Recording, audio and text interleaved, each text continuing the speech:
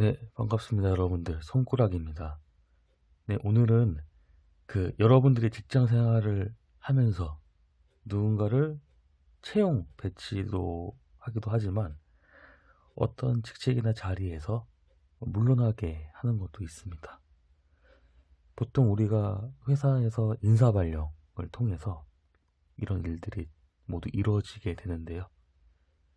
오늘은 해임과 면직에 대해서 한번 이미지로 그게 어떤 뜻인지 한번 생각을 하면서 그 뜻이 지니고 있는 바, 그리고 또 다른 예를 통해서 한번 이해할 수 있게 도와드리도록 하겠습니다. 네, 우선 면직부터 알아보도록 하죠. 면직에서 이 면자는 이 그림을 보시면 아시겠지만 사람이 앉아있는 모습입니다. 사람이 이렇게 무릎 꿇고 앉아있는데 이 사람이 어떤 것에서 이렇게 벗어나는 이게 이미지이긴 한데 그냥 어떤 한 직책이나 어떤 거기에서 거기 권리에서 좀 벗어나는 듯한 느낌을 가지시면 될 것 같습니다. 벗어나다라고 표현을 좀 해보겠습니다.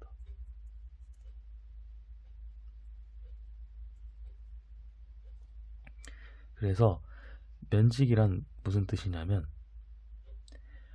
한 직책에서 그 근로관계가 성립되고 있는 상황에서 그 부분을 그 관계를 좀 소멸시켜주는, 그러니까 일종의 소멸 관계로 보시면 되겠습니다. 그래서 어떤 것을 면해주다, 면제해주다, 그냥 일반적으로 어떤 고난이나 직책에서 좀 벗어나게 해주는 이미지로 생각을 하시면 되겠고요. 대표적으로 쓰이는 것들이 이제 면직, 그리고 임면, 어떤 사람을 임명을 하고 또 면직을 해주는 그러한 내용이 되겠습니다. 네, 다음으로 해자를 알아보겠습니다. 해는 이게 풀다, 어떤 문제를 풀어나가고 해결하고 할 때 풀다 해자입니다. 뿔에 요 뿔각자죠. 뿔각자랑 요 소우자, 그러니까 소의 뿔을 칼로 탁, 이런 뜻입니다. 이런 이미지. 해. 그래서 좀 잔인한 뜻이죠. 소의 뿔을 탁 칼로 자르는. 그래서 이 풀 해자는 어떤 뜻이 있냐, 어떤 강제성, 일방성,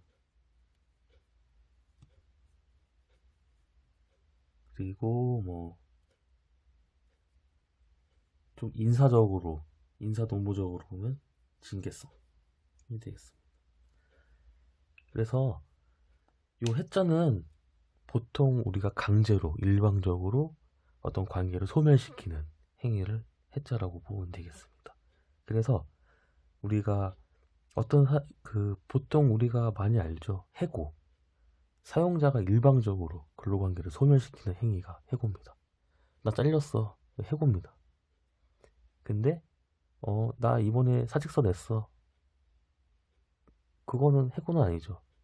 그거는 보통 우리가 인사노무적으로 봤을 때는 뭐 사직이 될 수도 있고, 보통은 그 합의 해지라는 좀 어려운 용어를 쓰는데, 합의해서 해지했다, 서로 상호 간에 그 의사소통을 했다, 그래서 합의 해지라고 쓰는데, 이 해고는 일방적인 겁니다. 뭐 근로자가 잘못을 했다든 사용자가 잘못을 했다든 아무튼 어느 한쪽이 일방적으로 하는 거.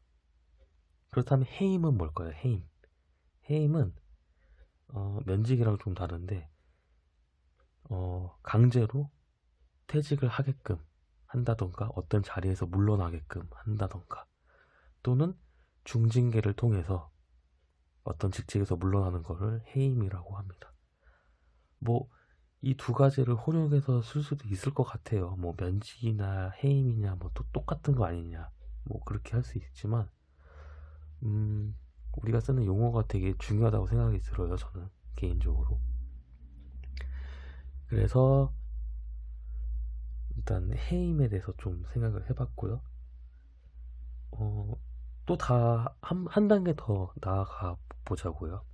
해임, 이 해자가 주는 의미가 좀 포커스가 될 것 같아서 좀 더 말씀을 드리면, 이 해지와 해제가 있습니다. 해지와 해제. 해지와 해제도 좀 비슷한 뜻인데, 둘 다 계속적인 계약 관계라든지 그 관계를 일방적으로 당사자 일방이 의사표시를 해서 끊어내는 거는 똑같습니다. 해지나 해제나. 근데 해지는 미래지향적인 거예요. 그러니까 내가 오늘부로 너와 관계를 해지하겠다 하면 이제 내일부터 안 되는 거예요. 그러니까 오늘부터면 뭐 오늘부터겠죠? 그러니까 오늘 이후부터 안 되는 거고.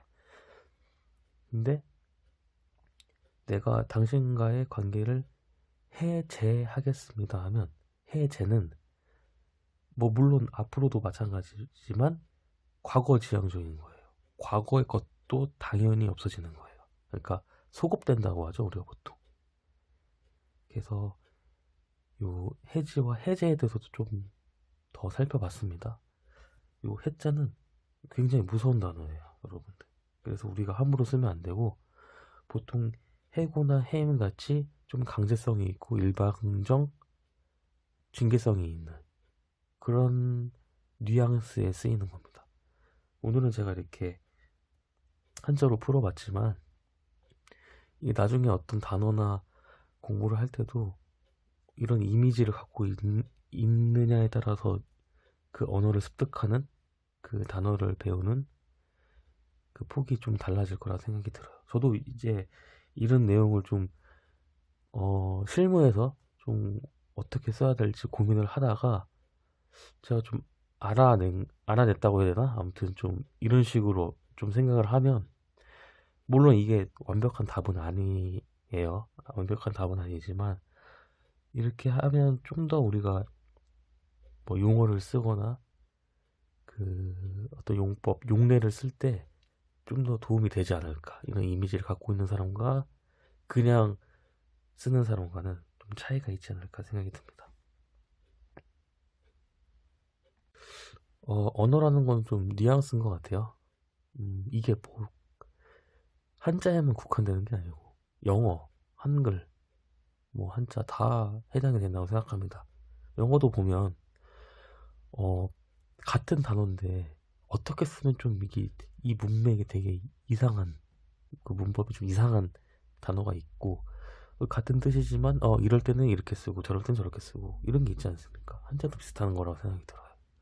언어는 살아 숨쉬는 과학, 언어는 뉘앙스, 굉장히 중요한 거라고 생각이 듭니다. 네, 오늘은 요 면직과 해임에 대해서 요 한자 이미지를 통해서 한번 알아보는 시간을 가졌습니다.